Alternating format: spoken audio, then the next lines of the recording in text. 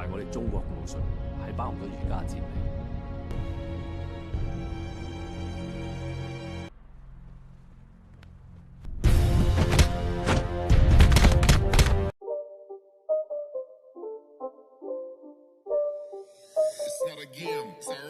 Halo guys, selamat datang kembali di channel Broview. Bagaimana kabar kalian semua? Semoga dalam keadaan sehat selalu dan diberi kelancaran dalam segala aktivitasnya. Masih bersama saya Stephen yang akan menjelaskan alur cerita filmnya. Kali ini saya akan menjelaskan alur cerita film yang berjudul Ip Man. Film Ip Man sendiri terinspirasi dari kehidupan Master Wing Chun yang bernama Yip Man. Dan sedikit informasi aja nih, Ip Man adalah guru dari Bruce Lee, salah satu legenda bela diri terkenal dari Cina. Bagaimanakah aksi dari seorang guru Bruce Lee ini? Langsung saja, sebelum masuk ke ceritanya seperti biasa, siapkan apa? Ya tentunya Kopai dan Udbray untuk menemani kalian dalam menonton alur cerita film ini. Dan sekarang kita masuk intro.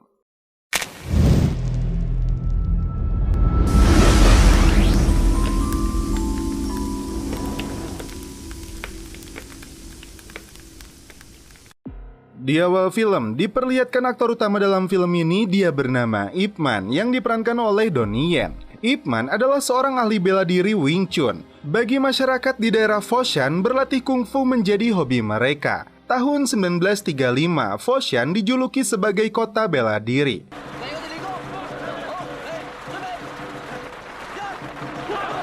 Ip Man yang sedang santuy bersama istri dan anaknya kedatangan Master Liu, ketua dari klub bela diri yang baru dibuka di Foshan.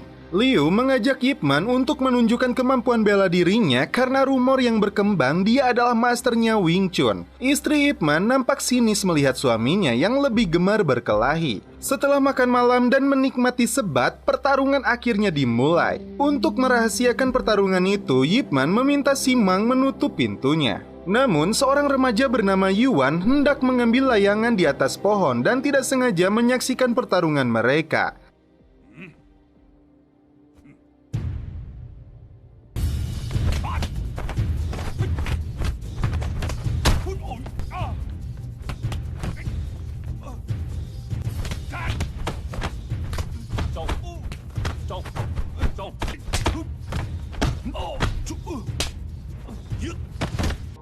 Yip Man dengan mudah melumpuhkan Master Liu hanya dengan beberapa jurus. Yuan menceritakan kekalahan Master Liu di tangan Yip Man kepada para pengunjung restoran milik kakaknya yang bernama Lin.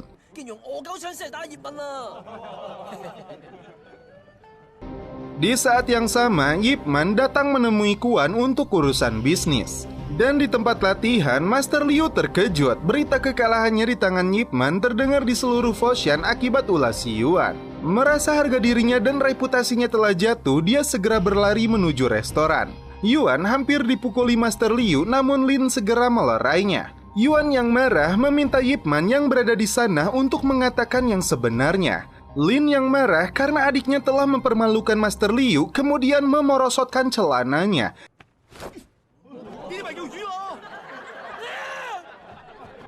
Kapten Li Zhao yang berada di sana kemudian memperingatkan semua orang untuk tenang. Dia bahkan mengeluarkan senjatanya dan mengatakan senjatanya lebih unggul dari bela diri kuno dan bahkan dia menodongkannya kepada Yip Man. Dengan kecepatan tangannya, Yip Man menahan kokangan dan menjatuhkan pelurunya. Si kapten langsung ketakutan, namun Yip Man tetap menjamunya untuk makan.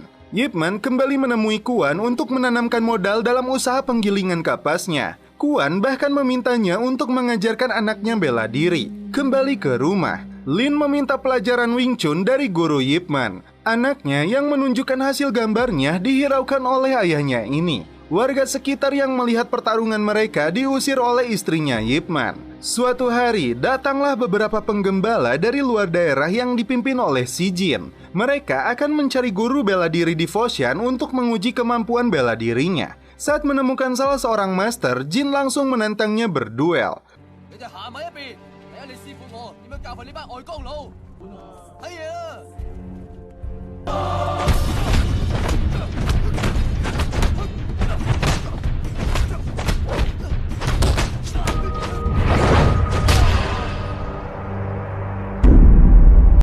Dengan beberapa pukulan, Jin dapat mengalahkan master itu. Kemudian Jin menantang master lainnya. Kali ini pertarungan mereka menggunakan senjata. Si master menggunakan pedang tombak sedangkan Jin dengan golok naganya. Jin kembali dengan mudah merobohkannya.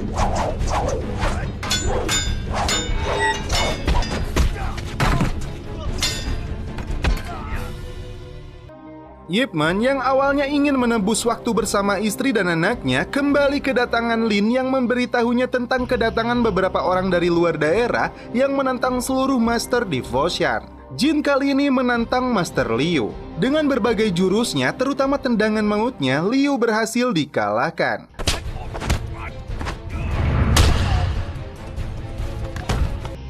Jin yang songong merasa sudah hebat membabat habis seluruh Master Devotion. Hingga si penjaga kedai memberitahunya bahwa satu orang yang belum dia lawan yaitu Yip Man.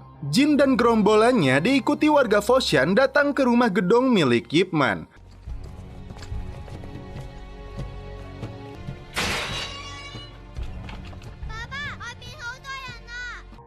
Dia menantangnya berduel, namun Yip Man menolak dan mempersilahkannya untuk keluar. Namun songongnya, dia akan menggunakan satu tangan bahkan tanpa menggunakan tangannya agar Yip Man tidak terluka.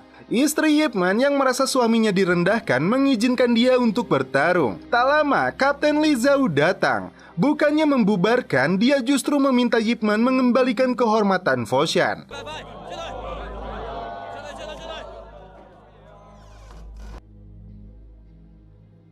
Wing Chun, Yip Man.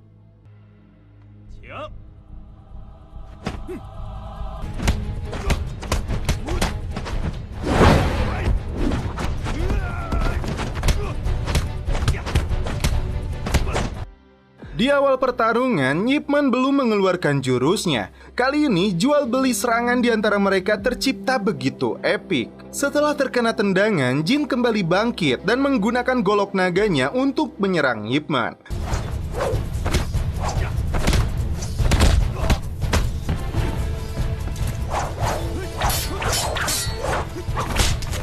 Namun Yip Man hanya menggunakan sebuah kamoceng untuk menandingi goloknya itu.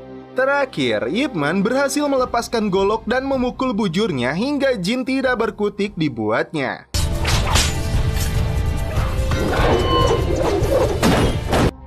Jin dan gerombolannya kembali pulang kampung.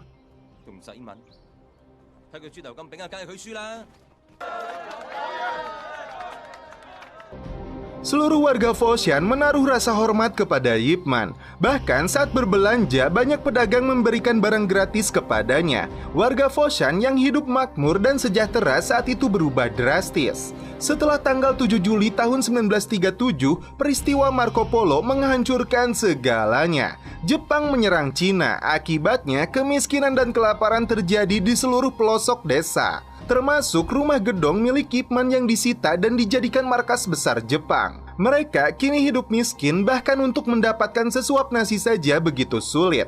Cadangan beras mereka telah habis. Namun istri Yip Man tetap setia mendampingi suaminya. Untuk bertahan hidup, Yip Man menjual barang-barang berharga miliknya yang tersisa. Hingga suatu hari dia bertemu dengan Kuan, satu-satunya pabrik penggilingan kapas yang masih bertahan dan mendapat izin dari penjajah Jepang. Kuan mengajaknya bergabung di pabriknya. Dia bahkan mengajak Yip Man untuk makan. Namun Yip Man yang tidak mau berhutang budi kepadanya menolak penawaran Kuan. Padahal dulu Yip Man menanamkan modal kepadanya. Dan jangankan untuk membawa berobat istrinya, untuk makan saja begitu sulit. Yip Man memutuskan untuk mencari pekerjaan. Beberapa kali dia melamar, namun tidak ada satu toko pun yang menerimanya. Hingga Yip Man memutuskan bekerja di sebuah tambang batu bara. Ternyata Lin yang dulunya pemilik restoran sedang bekerja di lokasi yang sama. Dan ketika mendapat jatah makan siangnya, Yip Man memilih menyimpannya untuk anak dan istrinya.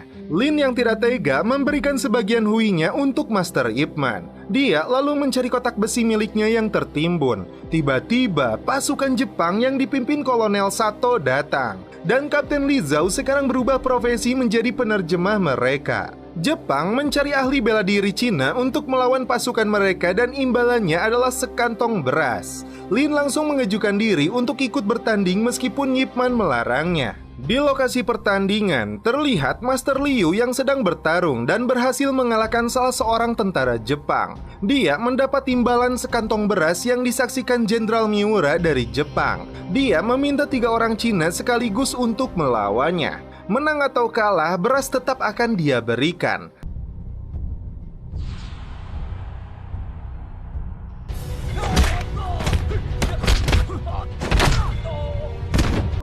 Gerakan pertama Miura langsung membuat mereka bertiga roboh. Lin tidak mau menyerah, dia kembali bangkit untuk melawannya. Namun tetap saja kemampuan Lin tidak sebanding dengan jenderal ini. Di keesokan harinya, saat Ip Man kembali bekerja, dia menemukan kotak besi yang dicari oleh Lin. Namun dia tidak menemukan Lin.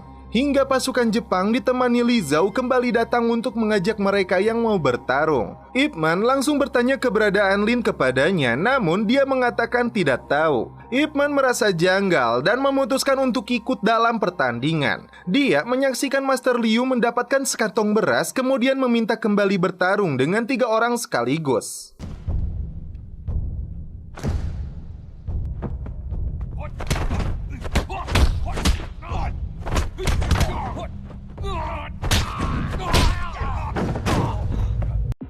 Kali ini Master Liu kewalahan dan mengaku kalah di tangan mereka. Namun di luar dugaan, si Kolonel Sato menembak kepalanya yang membuat Ip Man dan orang Cina lainnya geram. Bahkan Jenderal langsung menodong kepala anak buahnya ini karena ini menurutnya hanyalah sebuah turnamen. Ip Man yang marah meminta masuk. Dia curiga Lin telah tewas juga di tempat ini seperti yang terjadi kepada Liu. Tak tanggung-tanggung, Ip Man meminta 10 orang sekaligus untuk melawannya.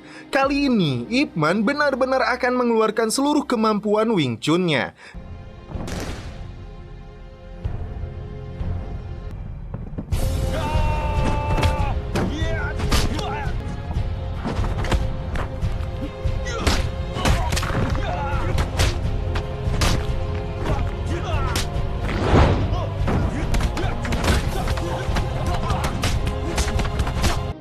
Dengan jurus 1000 pukulan bayangan, Ip Man merobohkan 10 orang Jepang itu dalam tempo singkat.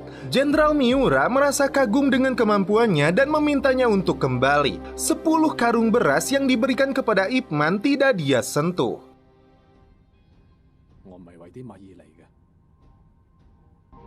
Dia hanya mengambil sekantung beras penuh darah milik Liu yang langsung diberikan kepada keluarganya. Ip Man yang masih memendam kemarahan menampar Lin karena dianggap telah berkhianat dan bersekongkol dengan Jepang. Ip Man pulang ke rumahnya dan memberikan ubi dari jatah makan siangnya.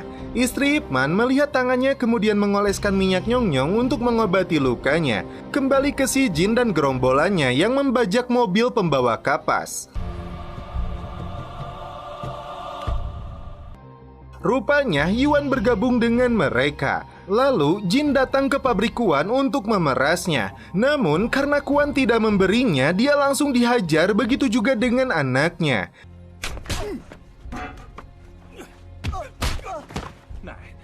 Dia segera berlari meminta pertolongan Ip Man. Jin dan kelompoknya pergi, namun dia akan kembali lagi setelah Kuan mendapatkan uangnya. Ip Man datang terlambat. Namun, semua pekerja pabrik ini meminta dia untuk mengajarkan Wing Chun agar bisa membela diri untuk perusahaan mereka mencari nafkah.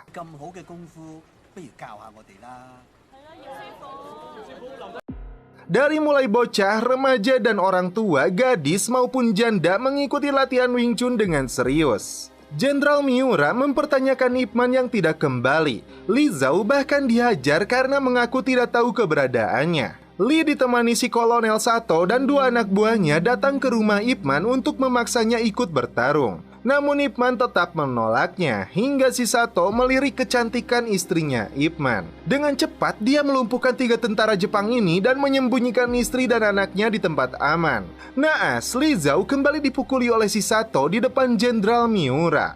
Dia rupanya menyembunyikan Ip Man dan keluarganya di rumahnya. Gerombolan Jin kembali datang ke pabrik milik Kuan. Kali ini para pekerja melakukan perlawanan setelah mendapat sedikit pelatihan dari Ip Man.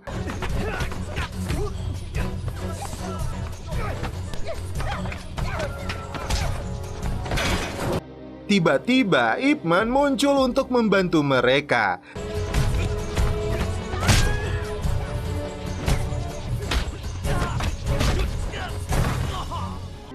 Jin terkejut, mereka mengeluarkan kapak untuk melawan Ip Man.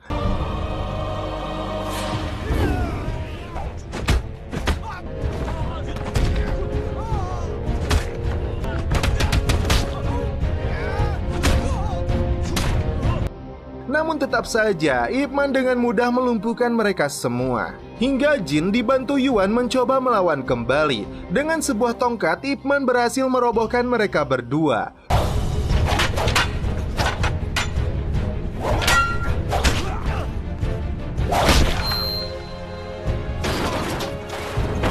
Saat Yuan pergi berjalan dengan kaki pincangnya, Ip Man kembali memanggilnya. Dia memberikan kotak besi dan memberitahunya bahwa kakaknya Lin telah tewas di tangan Jepang. Selama ini dia mencarinya kemana-mana tapi tidak menemukannya. Ternyata kotak itu berisi layang-layang miliknya yang selalu disimpan oleh Lin. Pasukan Jepang melakukan penggeledahan di pabrik Kuan untuk mencari keberadaan Ip Man. Tiba-tiba Ip Man datang untuk menyerahkan dirinya. Miura meminta Ip Man untuk melatih kungfu, namun Ip Man menolaknya, tapi dia siap bertarung dengannya.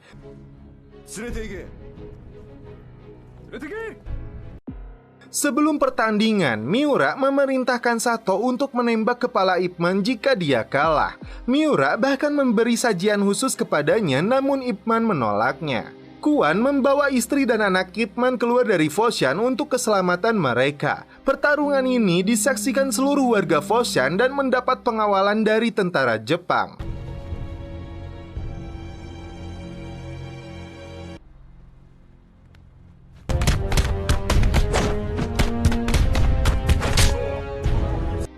Mengawali pertandingan, Ip Man berhasil menampar wajahnya. Miura yang sadar kalau lawannya adalah orang yang tangguh, dia mengeluarkan kemampuan terbaiknya hingga Ip Man hampir terjatuh dari atas arena.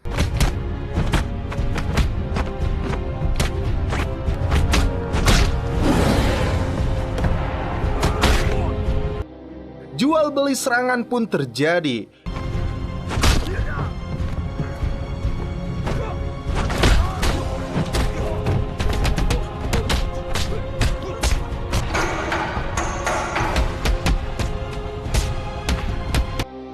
Miura mulai tidak berdaya dan ternyata istri Ip Man kembali ke Foshan untuk melihat suaminya. Ip Man akhirnya berhasil merobohkan si Jenderal Miura. Semua warga Foshan bersorak dan meneriakan namanya. Tiba-tiba Kolonel Sato menembaknya.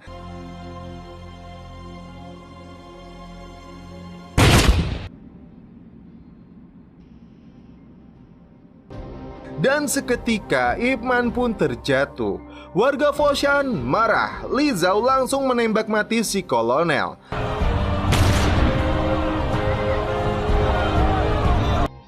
Ip Man dikerubungi istri dan orang-orang. Untungnya Ip Man berhasil selamat. Dibantu Kuan dan Yuan, mereka melarikan diri dari Foshan.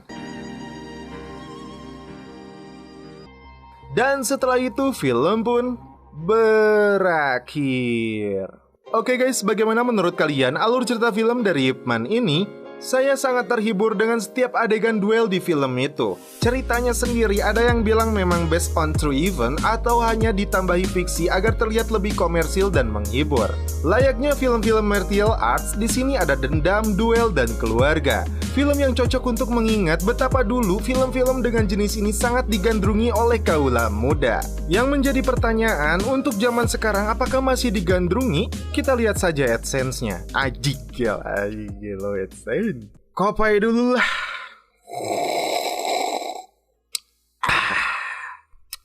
Mantap. Oke guys, cukup sekian alur cerita film ini. Salam penutup seperti biasa dari kami. Mohon maaf bila ada kata-kata yang kurang berkenan di hati kalian.